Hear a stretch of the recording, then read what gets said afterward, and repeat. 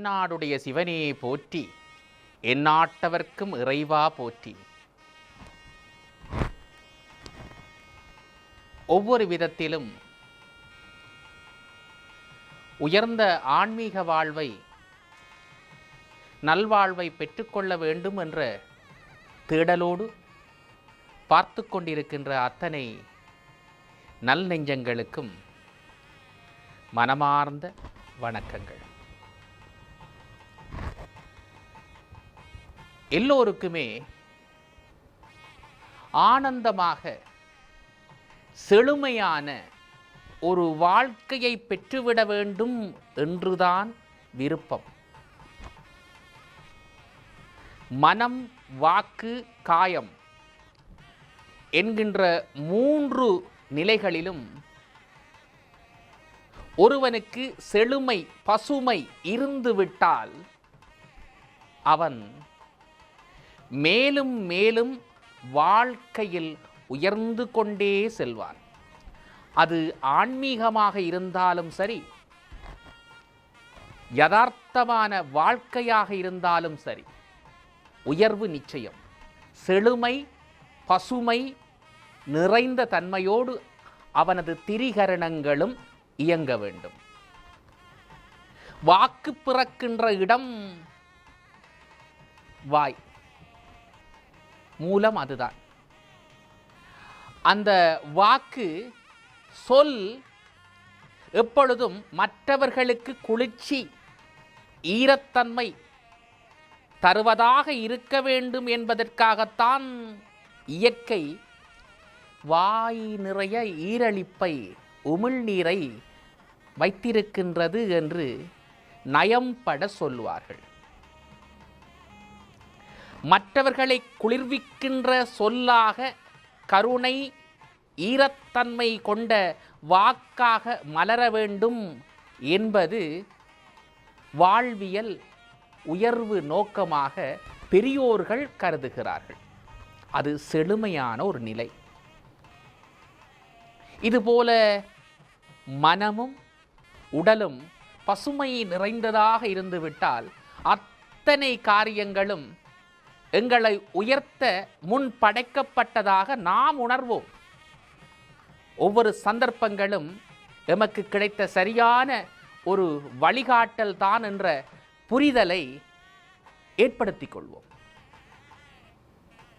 எங்கள் இந்து சமயத்தை பொறுத்தமட்டில் புராணக் கதைகள்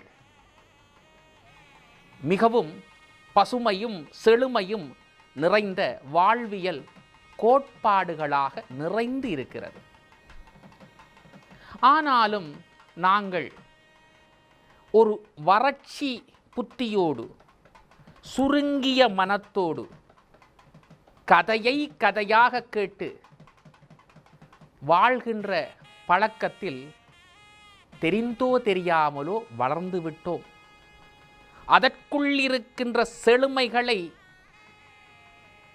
பசுமைகளை புரிந்து கொள்கின்ற அளவுக்கு எங்கள் மனமும் புத்தியும் செழுமை படைத்ததாக இருக்கிறதா என்பது மறு பரிசீலனைக்கு உரியது. ஒரு பாகவத புராணத்து கதை. கஜேந்திரன் என்கின்ற யானை, யானை கூட்டத்திற்கே அதுதான் ராஜா, தலைவன். கஜ இந்திரன், கஜேந்திரன் தன் காதலியர் புடைசூழ ஒரு தடாகத்துக்குள் ஜலக்கிரீடை செய்வதற்காக இறங்குகிறது. அந்த தடாகத்தில் நிறைந்த செந்தாமரைகள்.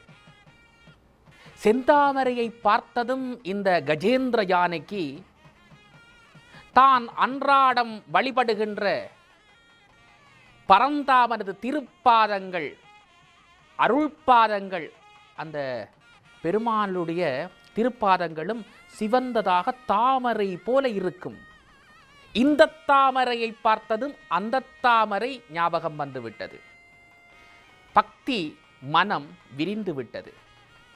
ஆஹா, இந்த தாமரையை அந்த அருள் தாமரைக்கு சூட வேண்டும். இந்த நினைப்போடு யானைக்கே உரித்தான பலம் கொண்ட தும்பிக்கையை வளைத்து பிடித்து தாமரையை பிடுங்குகிறது. யாருக்காக? தன் உள்ள திருக்கோயிலில் மலர்ந்திருக்கின்ற பரந்தாமன் திருவடிகளுக்காக. இந்த தாமரையை தும்பிக்கையால் பற்றுகின்ற அதே நேரம் கஜேந்திர யானையின் காலிலே ஏதோ இறுக்கமான இழுப்பு, ஒரு கடி,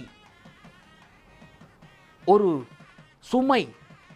என்ன இது என்று நிதானித்து உணர்வதற்குள், ஆஹா, பாரிய முதலை ஒன்று என் காலை கவ்விவிட்டது, அதுதான் இழுக்கிறது, அது கடிக்கிறது, வலிக்கிறது. ஒரு கையில் தாமரை, ஒரு காலில் முதலையின் பிடி. தாமரையை உயர்த்தி பிடிக்கிறது. பரந்தாமனுக்கு நான் பறித்த தாமரை அவனுக்கு அர்ப்பணமாக வேண்டும். நீர்நிலைக்கு மேலாக உயர்த்தி பிடிக்கிறது தாமரையை அந்த கஜேந்திர யானை. முதலையோ விடுமா? முதலைக்கு நீரிலே பலம், யானைக்கு தும்பிக்கையில் பலம். இந்த தும்பிக்கையில் இருப்பதோ தாமரை. இதை வைத்து ஒன்றும் செய்ய முடியாத நிலையில் கஜேந்திர யானை இருக்கிறது. அந்த இறைவனுக்கு பறிக்கப்பட்ட தாமரையையும் எறிந்துவிட்டு முதலையை ஒரே பிடியாக பிடித்து அடித்து விட முடியும் அதனால். ஆனால் தான் இறைவனுக்காக பறித்த தாமரையை விடுவதாக இல்லை அந்த யானை. உயர்த்தி பிடித்து கொண்டே இருக்கிறது. முதலையும் இழுக்கிறது. நெடுநேர போராட்டம். தன் நம்பிக்கையோடு முடிந்த அளவு முயற்சி பண்ணி பார்த்தது. முடியவில்லை. நீரிலே பலங்கொண்ட முதலை யானையை கொஞ்சம் கொஞ்சமாக நீருக்குள் இழுக்கத் தொடங்கியது. இனி முடியாது, என் பலம் இவ்வளவுதானா, என்னால் இனி மீட்சி பெற முடியாது என்ற ஒரு தெளிவு பிறக்கின்ற நேரத்தில், என்னால் முடியாவிட்டால் என்ன, என்னை ஆளுகின்ற அந்த பரந்தாமன் காப்பான். இறை நம்பிக்கை அதிகமாகிறது. தன்னம்பிக்கை முடிகின்ற இடத்தில் இறை நம்பிக்கை பெருக்கெடுக்கிறது. அவனுக்காகத்தானே இந்த தாமரையை நான் பறித்திருக்கிறேன், அவன் என்னை காப்பான். சரணாகதி மார்க்கத்தோடு ஆதி மூலமே என்று அந்த கஜேந்திர யானை பிளறுகிறது.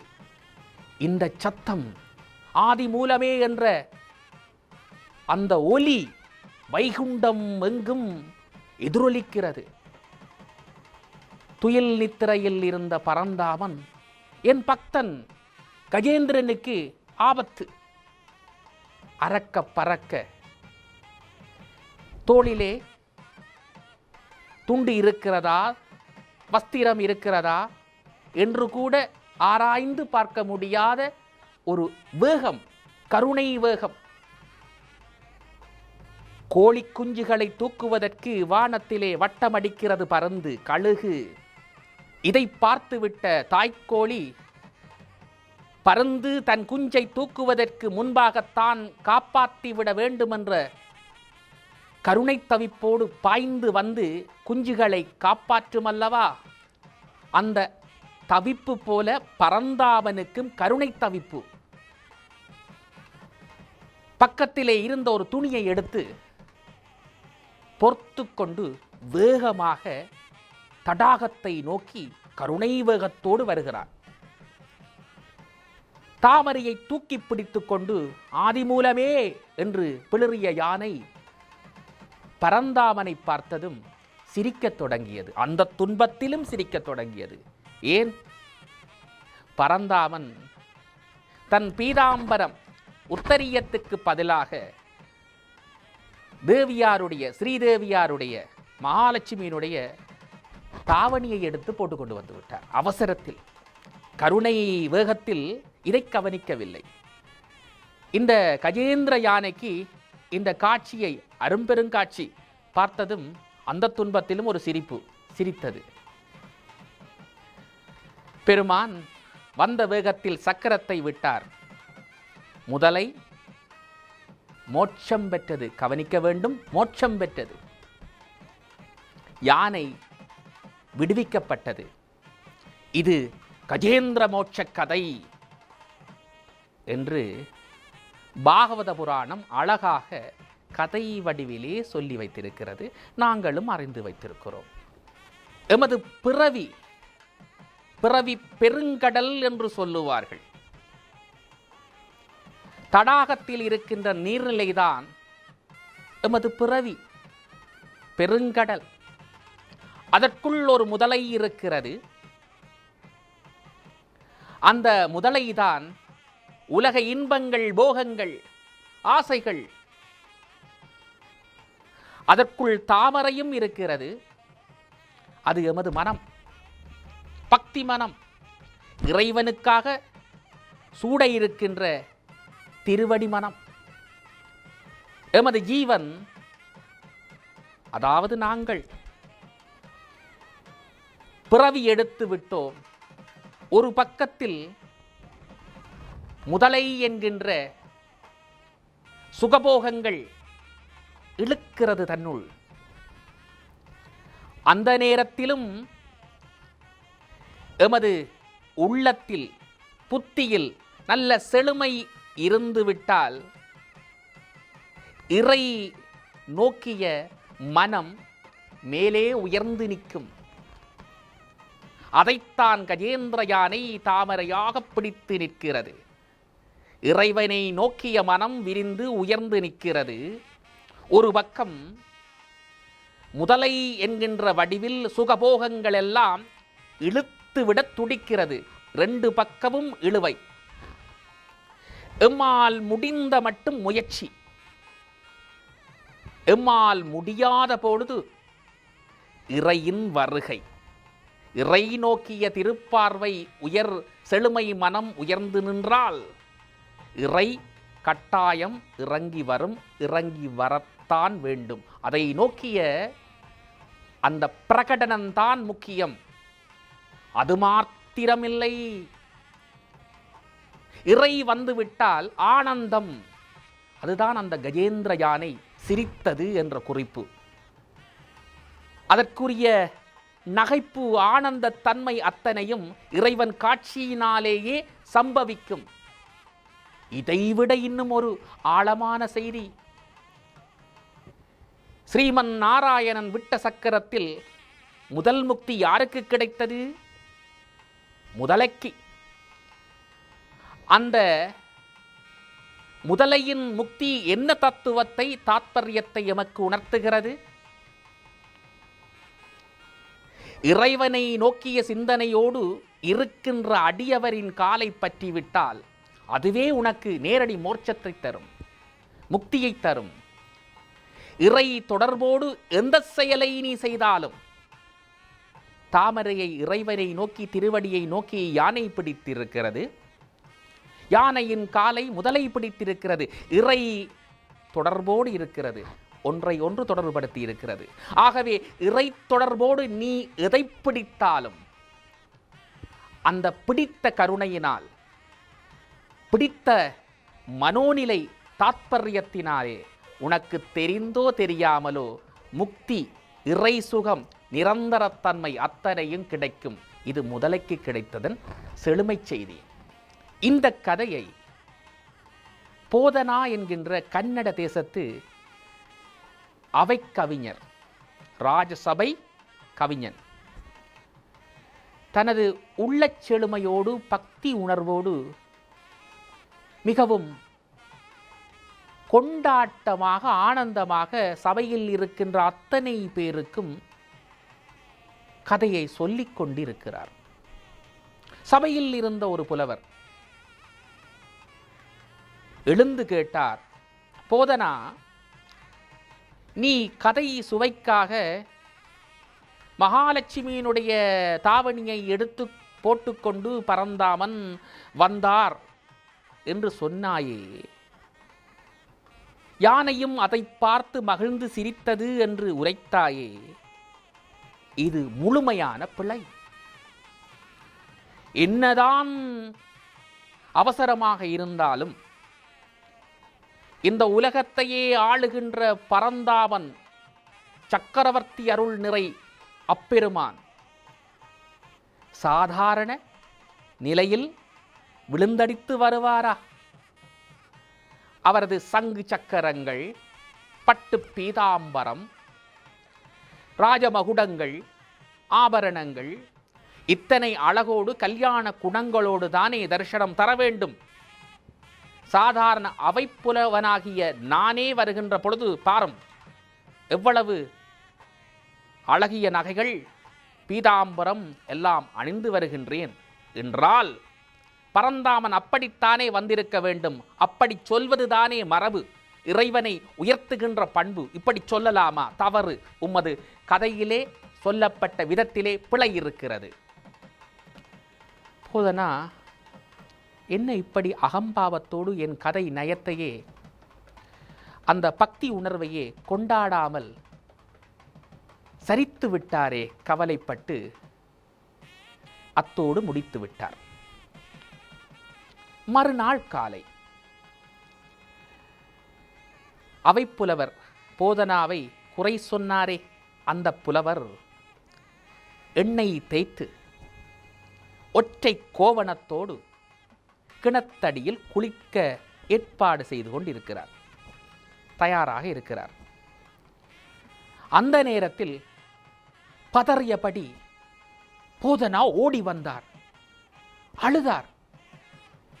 என்ன காணும், இப்படி ஆற அமர இருந்து குளித்துக் கொண்டிருக்கிறீரே, உமது பேரன் தெருவில் இருக்கின்ற நடுக்கிணற்றிலே விழுந்து விட்டான். இத்தரைக்கு முடிந்திருக்க கூடும், காப்பாற்ற ஒருவரும் இல்லை. பார்த்த நானும் நீச்சல் தெரியாது, பதறி அடித்துக் கொண்டு வந்தேன். இந்த செய்தியை சொன்னதும் ஒற்றை கோவணத்தோடு இருந்த அந்த புலவர், அப்படியா செய்தி, விழுந்தடித்து போட்டது போட்டபடி கிடக்க பறந்து ஓடுகிறார். ஒற்றை கோவணத்தோடு தெருவிலே ஓடுகிறார். குறிப்பிட்ட கிணற்றை எட்டி பார்த்ததும் அங்கு யாரும் இல்லை, ஒரு சம்பவமும் இல்லை. என்ன ஏது என்று திகைத்து திரும்பி பார்த்தால் போதனா இவரது பேரக்குழந்தையை கையிலே தூக்கி கொண்டு சிரித்த முகத்துடன் வருகிறார். ஏன் இப்படி செய்தீர்? ஒரே ஒரு வார்த்தை தான் போதனா சொன்னார். உமது பேரக்குழந்தை ஆபத்தில் இருக்கின்றது என்று சொன்னதும் நீர் எண்ணெய் தேய்த்த மேனியோடு அழகு அற்று அலங்கோலமாக இருந்த நிலையையும் மறந்து ஒற்றை கோவணத்தோடு நடுத்தெருவில் ஓடி வந்திருக்கிறீரே, நீரே உமது பேரக்குழந்தைக்காக ஓடி வருவீர் என்று சொன்னால் அந்த கருணாமூர்த்தி பரந்தாமன் தேவியாருடைய முந்தானியை எடுத்து பொறுத்து கொண்டு வரமாட்டாரா? கொஞ்சம் செழுமையான மனத்தோடு பாரும், உமக்கு புரியும். இதை உணர்த்தத்தான் இதை செய்தேன் என்று சொன்னாராம். ஆம், எமது புராண சம்பவங்களில் கதைகளில் அத்தனையிலும் நிறைந்த செழுமைகள் உள்ளோட்டமாக நிறைந்து கிடக்கிறது. நாங்கள் செழித்த மனத்தோடு பார்த்தால் புரியும். அதே மனத்தோடு தொடர்ந்தால் வாழ்க்கை இன்னும் பசுமையுறும். அதற்காய் எமது சமயம் அருட்கடாட்சம் புரியட்டும். சர்வே ஜனாஹா சுகினோ பவந்து, சமஸ்த சன்மங்களானி பவந்து. ஓம் நம சிவாய.